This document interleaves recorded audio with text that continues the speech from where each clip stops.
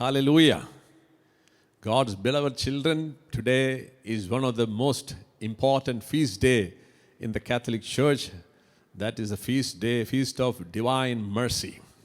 So I wish you all the blessings of this feast. And today, in a very special way, heaven is ready to pour out the abundant mercy on your life. So let us go through some of the scriptures and understand what is God's mercy is all about. And most importantly, we need to understand how to receive this mercy. So the key word in the Old Testament, because the Old Testament, one of the strongest character which has been expressed in the Old Testament about God is God's merciful love. And in the books of the prophets, especially in the book of Hosea, then in the book of Jeremiah and Isaiah, and we see in the book of Judges and the book of Esther, and in all these books we see the powerful expression of God's merciful love. And many psalmists were very proud and they loudly proclaimed about the mercy of God, especially Psalm 118 and 136, the great Halal. All these psalms shows that they wrote and proclaimed God's merciful love. So the mercy of God is one of the strongest character of God. Benedict XVI said, "What is the name of God?" He said, "The name of God is mercy." That is true. The very essence, the nature of God is mercy. And in the Old Testament, we can see it began with Exodus. The first time Moses came across with God, and God revealed himself to Moses in the book of Exodus. And this is how he revealed himself to Moses. And this revelation of God is one of the key point where the Israelites used to come back and receive God's mercy whenever they fall back from God's presence and God's covenant. Because Israelites were a people of covenant people, and many times they showed infidelity to the covenant of God, and they paid the price for it. Many times they suffered, many times they failed, and they failed terribly and brought as slaves to other countries. And whenever they go through some miserable, tough times, and when they feel lack of confidence in themselves, they remember this wonderful word and nature of God, and they used to come back to God. Whenever they come back, God was faithful to restore the grace in the lives of Israel. And one of the key word which made the Israelites come back to God, even from all kinds of problems and all kinds of infidelity, is this word in the book of Exodus. And this word is key for us to know it also. Okay, so the word says in the book of Exodus 34:6, it says, God is introducing himself to Moses, the Lord. First time the word Lord is established and is being revealed to Moses. And God is our Lord. And he says, the Lord, a merciful and gracious God, slow to anger and rich in kindness and fidelity. God is revealing himself as a merciful God, okay? A faithful God in love. And he is a gracious Lord. And the most important aspect of his nature, he reveals as a merciful and gracious God, slow to anger and rich in kindness and fidelity. So this is how God himself has revealed to Israelites and Moses. And Israelites, whenever they fall back, in the Old Testament, we see the mercy of God, because you need to understand what is mercy. Mercy is, in other words, is called undeserved favor. Mercy is the fullest expression of love.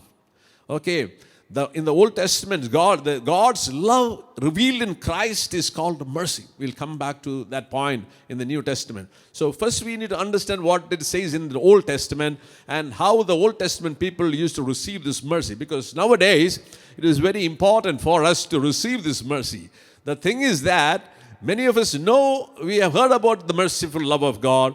We recite Divine Mercy Chaplet. We stand and venerate this beautiful picture of Jesus. And we heard about what has been revealed through Saint Faustina. But in spite of knowing all this truth about mercy, very few people receive the mercy. That is the problem. So we need to understand what is mercy and how we should experience, because the mercy is not just an ideology. Okay, it is not just an ideology that we can listen and see, good. No, it is not like it. Mercy in Christ is been revealed to us, that so we can touch it, we can experience it. What is mercy is all about? The mercy has a very important character. Mercy removes every pain.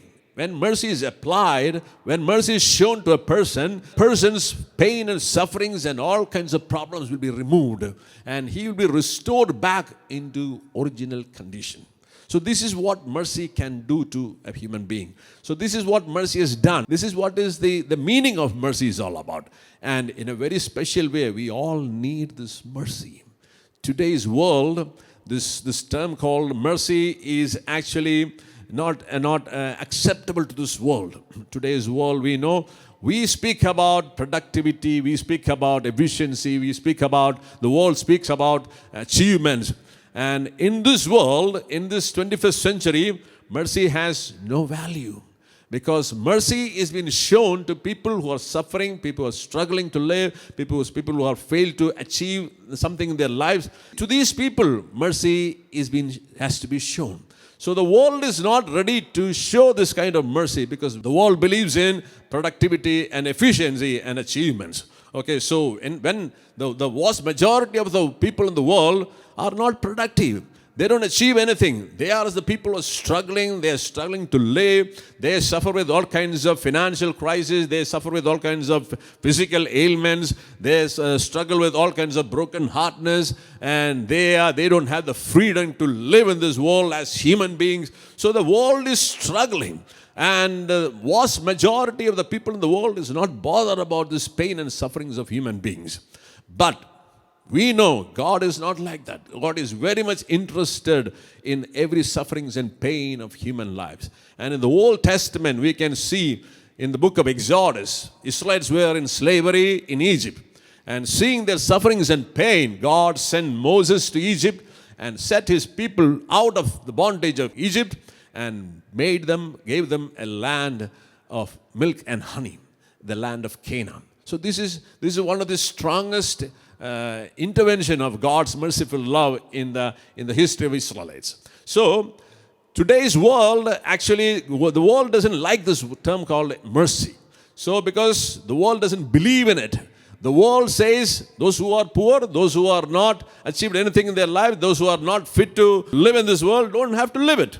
So this is the attitude of the world. So we need to understand this attitude is not God's attitude. So sometimes we also have, one of the reasons why we are not able to experience this merciful love is that we may have also the same attitude within ourselves, and we are not ready to show mercy to people who are suffering, people who needs our help, people who are downtrodden, people who are suffering with all kinds of financial and other problems. We don't bother about them, because we say they don't deserve it. They just spend their life, they lead a reckless life, and we don't have to take care of them. I have made a good life, and that is why all these good things are with me. So I don't have to take care of the people who have lost and suffering in this world. This is the attitude of the world. So when we have that attitude, it is very difficult for us to experience this wonderful, wonderful mercy of God.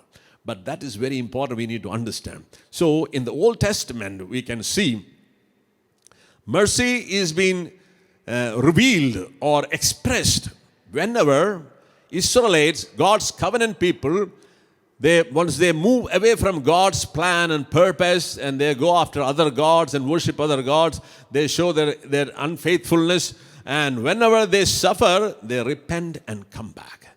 Whenever they come back and repent about their sins, God showed his merciful love. So the mercy in the Old Testament always speaks about repentance and sin and infidelity. And every time God showed the mercy, his merciful love is stronger and powerful than every sin and infidelity of Israelites. So this is the powerful expression of God's love. So this love is available to us, to you and me. So we need to embrace this love. We need to ask God for this love. So how do we attain this love? And first of all, we need to understand the merciful love which is revealed in the Old Testament or expressed in the Old Testament is being shown in its full nature in Jesus Christ. Okay, that is where we see the fullest expression of God's love in the form of mercy that we see. The ultimate expression we see is on the cross of Calvary. And Jesus said to Faustina, and it is the pierced heart is the source of mercy and grace to this world. Okay, it is on the cross of Calvary God showed His faithfulness to the love for the children of God. Okay, God, and it has been said. So that is what is very important. So it has been revealed on the cross of Calvary. So Jesus is the one who revealed the fullest form of mercy to this world through His words, through His actions, and finally His passion and death and resurrection shows the merciful love of God, and it has been fully revealed and we can experience it. That is what the leper, the prodigal son, the paralyzed man, even the dead Lazarus, all these people were able to experience the unconditional, undeserved favor of God. Okay, that happened because of the sacrifice of Jesus on the cross of Calvary. Whenever you see the cross, you see the Father. Okay, the cross shows the love of the Father for the people of the world. It is being said in the Gospel of John. Okay, this is very important because why we are not able to experience this mercy of God even after 2,000 years of Jesus' death and resurrection. The one reason, we don't know what is the purpose for which the mercy is revealed. There is a purpose, okay? That purpose is the key for which we can understand the purpose, and once you understand the purpose and you live according to the purpose, you will receive the mercy. So the most important aspect of God's merciful love we see in the Gospel of John. God so loved the world, it has been said, this is a very famous word, what it is the nucleus or is it the essence of the gospel. If you summarize the whole word in the Bible, you can summarize it in one word. If you ask what is that word, this is the word. And this is the word says, for God so loved the world. Love the world means love the people of the world. That He gave His only Son so that everyone who believes in Him might not perish but might have eternal life. So, God gave His Son as a ransom for the punishment and the consequence and the sufferings and death as a penalty for the penalty of sin. God's Son, Jesus being holy, God made Him sinful. And God put all the wrath and sufferings and pain of human sins upon Jesus and set us free from the just punishment of sins and made us His children. So the ultimate purpose, we see it on the cross of Calvary, the love of God, the Father, is being revealed in Christ. And God proved He is faithful to His love for His people. And He was ready to send His Son, and the Son was ready to die for us and set us free from every punishments and sufferings and pains and curses which happened because of the consequence of sin. And He endured the pain and sufferings of sin and set His people free. And God showed on the cross of Calvary that He is a faithful God who's faithful in love and fidelity. This is the word we read in Exodus 34:6. He is merciful and gracious, and He's a faithful God. He is faithful in love and fidelity. Okay, so God showed His faithfulness even on the cross of Calvary. Seeing His faithfulness, we need to respond. That is the key word. Many times, people are not ready to receive Jesus. How do you respond to this love? Because God sent His Son. Why?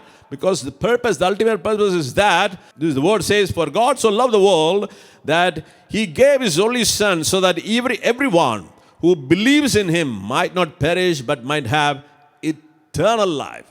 Eternity is the ultimate purpose for which God has showed His mercy through His beloved Son. Okay. Why 98%, 90, 95%, 98% Christians still don't receive this wonderful mercy of God? Because eternity is not there in their life. Eternity is just only a word, or it is just, many people still believe there is no heaven. Many Christians still don't believe heaven exists. And there is, we have to be accountable in front of God, and we have to give an account of our life in front of God. Many people don't believe in that. So, for many people, for eternal life it is an ideology. So it is not like that. God died on the cross, sent His Son, and He died on the cross so that we might have eternal life. So only when we think about eternity and prepare ourselves for eternity, then only we will receive this abundant mercy. That is the power to remove every pain and sufferings of your sin. Okay? That is the key word. So, in order to get eternal life, we need to turn away from this world. So many people recite rosaries, this Divine Mercy Chaplet, and they pray a lot of prayer. For what? For to live in this, only to live in this world. For them, heaven is just, it is only an ideology. Okay, that is the reason why. Because they don't believe in heaven, they don't believe in eternal life, they don't believe in life after death. They are only bothered about this world. So, if you believe in Jesus Christ only for this world, so St. Paul says in 1 Corinthians 15:19, if for this life only we have hoped in Christ, we are the most pitiable people of all.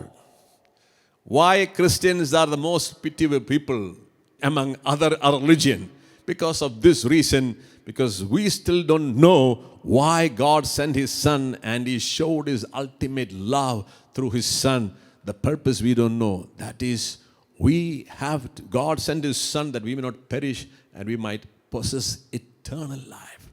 This life of abundance is the life that Christ is offered to us.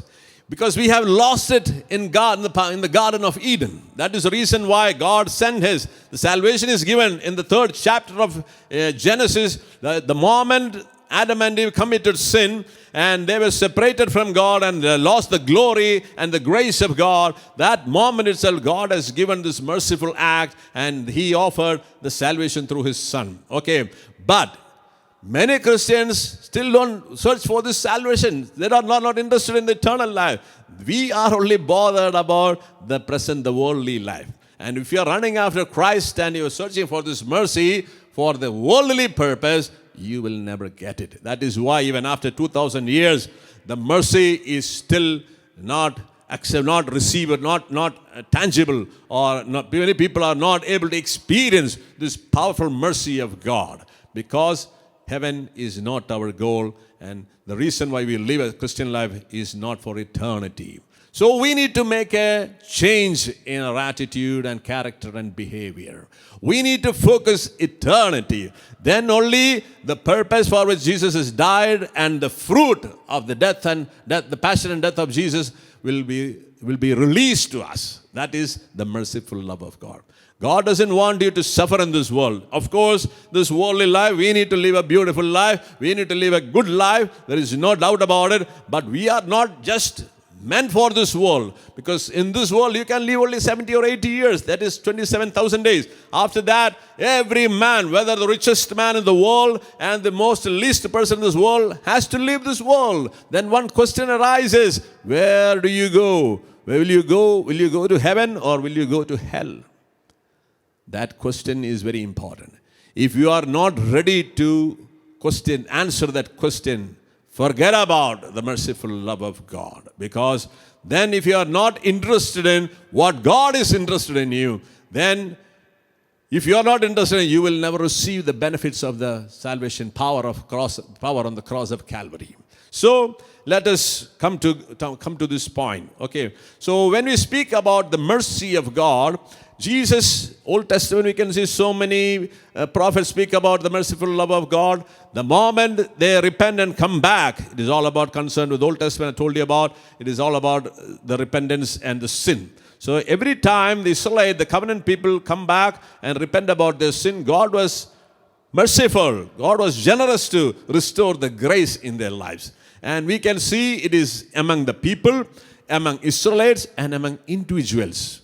God was ready to shower His mercy. That we see in the story of David, and he repented when he's committed a sin. Then we see in the life of Job, even though he argued with God for some time, then finally he repented and he received this mercy. In the book of Esther, we see that, and we see many books. In the book of Hosea, the book of Jeremiah, in the book of Isaiah, we see the merciful act of God. And every time the mercy is released, it is connected with sin. So today also, we need to understand the source of merciful love of God is the pierced heart of Jesus. And as I told you, it is the pain and suffering and death and resurrection of Jesus brought us this mercy of God in our lives. And this merciful love has the power to remove every pain and sufferings and curses and diseases from your life. But in order to receive this mercy, we need to come back and renounce our sinful nature. We need to repent. Repentance is the key to receive the merciful love. So, Jesus speaks about the merciful love of God in the New Testament in the parable of the prodigal son and in the parable of the Good Samaritan. And also we see the mercy is received by Mary Magdalene, and also the thief on the right side of the cross of Jesus. All these people received the mercy, and they were all set free from all the suffering, physical and spiritual, emotional, all kinds of sufferings were removed from their lives. That is the power of mercy. So what is the key to receive this mercy? We need to examine the story of the prodigal son. We see the son. What happened to the son? What is repentance? Repentance means change in your value system. What happened to, what is the problem? Why the prodigal son suffered? He suffered poverty, he suffered hunger, he suffered all kinds of brokenness and all kinds of sufferings. He went through all kinds of sufferings. Why? Because his value system was changed. You know what is the value? There, when he was in the pig's hut, he came back to his senses. That is the key reason why he received the mercy. What is the meaning of coming back to senses? He realized when he was suffering and he was in struggling with hunger, and he realized, he thought about his father's merciful love. And what is the speciality of father's merciful love? And he realized the glory, that is the key word, the glory he shared in his father's house is been lost. And he realized even the glory of God was so powerful and so wonderful that even the servants in his father's house leads a beautiful, wonderful life than what he is doing right now. Okay, so this made him to repent and come back to this merciful love of the Father. So this is the problem of today also. Today, even the children of God, the baptized Christians, are having a very tough time than the Gentiles. Gentiles in the Old Testament is known as the servants of God. Okay, so their relationship is only in Christianity we have the relationship with God is as God is your daddy and we are His children. Okay, in every other religion, God is their master and they are God's slaves.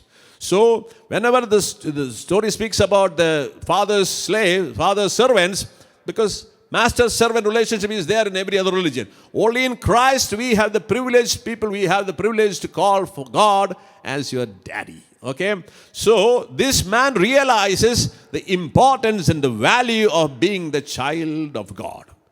This is the problem of what happened to Adam also. Okay? This is the thing, the inherited grace and the first holiness. Adam decided to let go. Okay, because he valued the possessions of the world and the glory of the world, than he valued it more valuable than being the sons of God and being the glory of God. So these are the two important aspects we need to understand. Why the prodigal son lost all these things, because he came back to sufferings and pain, because his value system has changed. When he was with the Father, he never realized the value being the sons and daughters of God. He never realized the glory which was given in his life.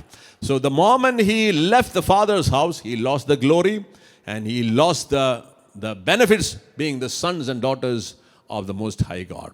The two things he lost it. Why? Because he gave more value to the possessions and material things of the world, and he gave more value to the appreciation and the glory of the world than the glory being the children of God. Okay? So this is key important. Many of us are still not able to experience the powerful, merciful love of God because we still have the wrong value system. We don't possess, because through baptism, we are all being called into the family of God, and we are all being called as children of God. But many of us don't rejoice in that privileged position God has given in Christ Jesus, because we still search for the pleasures and the things of this world, and we seek the glory and the glamour and what you call the world's appreciation than the glory of being the child of God. So this is a problem what happened to the first man. This is a problem which is similar problem happened to the prodigal son. This is the same problem happening in every human beings in this world. And what is the result when the value system changes? It ultimately ends with all kinds of struggles and pain and sufferings. Why? Because as Christians, as baptized Christians, we must value what God has offered us in Christ. If you don't value that, then you are a loser in this world. And devil will come and destroy your life, because he comes to steal and kill and destroy. The moment you let go the beautiful position God has given in Christ, he will come and take care of your life, and he comes to destroy and kill and destroy. This is what is happening in life.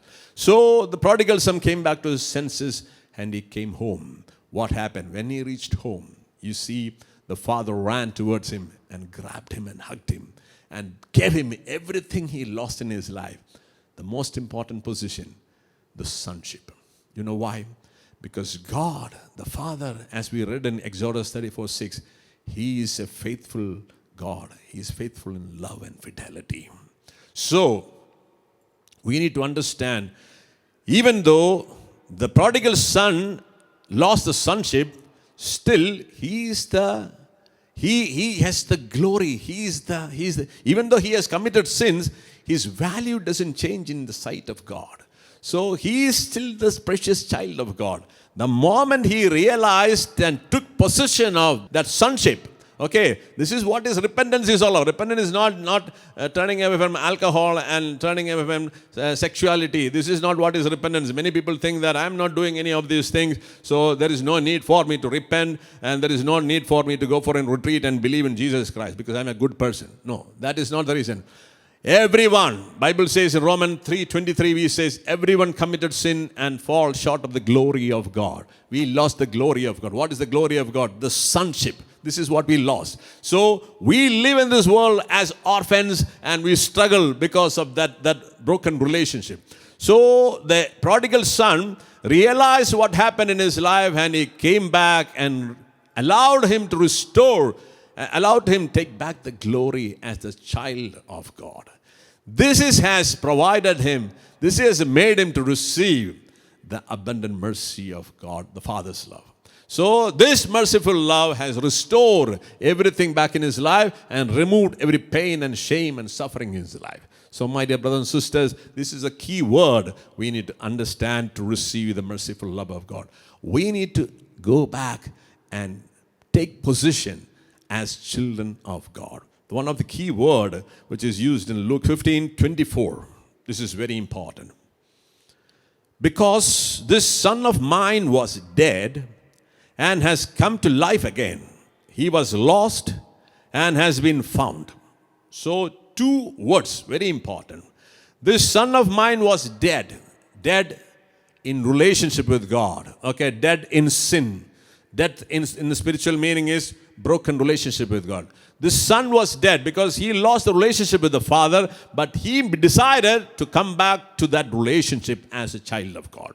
That is very important. Then he says he was lost, as he lost the glory of the sons and daughters of God. And he realized the lost glory of God, and he made a decision to come back to and made available this glory. So this is very important. This is called repentance. So this action made him available to receive the merciful love of God. In the story of the Good Samaritan, we see that a man was suffering in pain and was robbed by thieves. So a priest went through and passed by him. Then again we see a Levite seeing the sufferings of this man, and again he passed through. And then we came to know the Good Samaritan, a man who came down, and he didn't pass by as the priest and the Levite. This is the merciful love of God. The love of God will never pass by you. He come to know the pain and sufferings. He will come to where you are. And he comes and takes care of your pain and sufferings. And he carries this man upon his donkey and kept him in an inn and made sure that his health is restored. He came back to happiness. This is what the merciful love can do in our life. Okay, this is what has happened. Restoration of happiness, restoration of health and wealth. This is what happened in the story of the prodigal son. This is what happened in the story of the thief on the right side of the cross. Okay, he was restored back in heaven with all the privileges of children of God. The key reason for all these people, they submitted themselves to be received, to be washed, to be touched by the merciful love of God. This is the key word. We need, by seeing the love, the merciful love of God, we need to offer ourselves to God. As in the story of the Mary Magdalene, she has the courage to throw herself into the arms of Christ. Seeing confidence in the merciful love of God, she gave her life to Christ. And Christ was so thrilled to receive her and cleansed her and purified her and healed her and made her holy. The ultimate purpose for which God has shown his love of mercy in Christ Jesus, that we might become the children of God, and we must lead a holy life. As the scripture says, be holy as your heavenly Father is holy. Because one day we are going to stand in front of the heavenly Father and we have to give an account of our life, where God will count not your achievements and your efficiency and productivity, not your marks and not your qualifications, not how many money you have in your bank deposit. This is not be counted. You will be judged according to your divinity. So the ultimate purpose of the revelation of God's merciful love through Christ Jesus, that we might be holy. Okay, so allow Christ to pour out his merciful love upon you, so that you need to submit your life knowing the love of God. So if you're ready to submit your life and if you're focused on eternity, merciful love of God is yours. And this love has the power to remove every pain and suffering, even death, from your life. So get ready and be ready to receive this merciful love and live a wonderful life in this world and also in eternity. May God bless you abundantly. May the merciful love we need to show. God says, once you receive the merciful love, you need to show it to other people. Because there are people who are suffering with all kinds of problems, mental, emotional, spiritual, financial, and all kinds of people are there. And he said, as your heavenly Father is merciful, you also should be merciful to other people. The purpose for which God has shown mercy to us is that we should show this mercy to other people. And we must grow in mercy as your heavenly Father is merciful. Okay? So when you're ready to do that, I guarantee you this merciful love of God will come to you and your family and will set you free from every problem in this world. May God bless you. Amen.